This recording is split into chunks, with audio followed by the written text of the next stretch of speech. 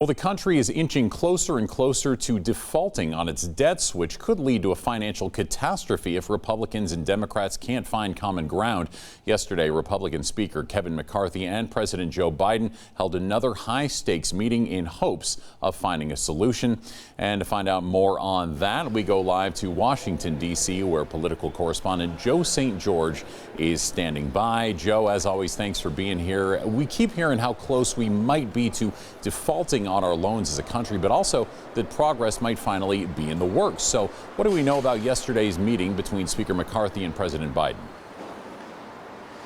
Yeah, Matt, a 10-letter word's been thrown around this morning. It's a word that President Biden used to describe the meeting. Speaker McCarthy described the meeting the same way. That 10-letter word, productive. But that doesn't mean there's a deal. There's still big disagreements between Democrats and Republicans over how big the federal budget should really be.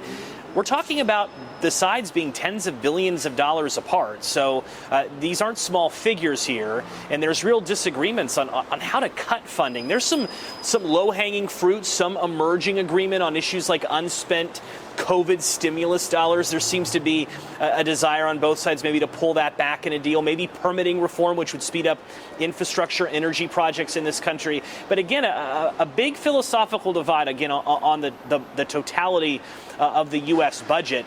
As far as the impacts on your family waking up with us here in Idaho this morning, I think we can put on screen what would happen in a default. In early June, that's when the Secretary of the Treasury has said a default could happen, potentially June 1st. We're not that far away. And in the midst of a default, it would be a lot like if your family, if a loved one got laid off, lost their job, didn't have a paycheck that month, you might have to prioritize what bills get paid that month. And a similar situation would play out at the Treasury Department. Do Social Security checks go out on time? What about military pay? Federal worker salaries? It's not a government shutdown, a default, but some of what would be impacted would be eerily similar to what we would be talking about in the midst of a potential default in our country. Again, both sides want to reach a deal. We'll see if they get there, Matt. Gotcha, and that's scary stuff, knowing that so many people's future are in the hands of just a few people. But on that note, we also hear talks about Congress really not needing every Republican on board to cut a debt limit deal, and at the same time in the Senate, moderate Republicans might not need the votes of a few Democrats. So how exactly would this work? Yeah, so 218 votes. That's the magic number in the House of Representatives. 60 is the magic number in the United States Senate.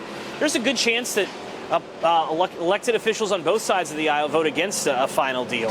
There's a chance progressive Democrats say we can't support some of these cuts. And there's a chance some fiscal conservatives on the Republican side vote no because they don't think a deal would be big enough. They would want more cuts. So that's why ultimately here a deal probably looks like moderate Democrats, moderate Republicans coming together to raise the debt ceiling. But it's a delicate dance because Speaker McCarthy, he became Speaker with a razor-thin majority, and in the midst of cutting any deal, he can't offend the conservatives who could oust him as Speaker. So that's the delicate political dance that Speaker McCarthy is playing here. Again, 218 in the House, 60 is the magic number in the Senate. And another number I'll throw at you, Matt, 72 hours. There's something known as a 72-hour rule in the House of Representatives. Speaker McCarthy has said he will not waive it. That means that any legislation that gets a vote would need to have to be reviewable, essentially, for 72 hours beforehand. So when you factor in the 72-hour rule, June 1st is rapidly approaching.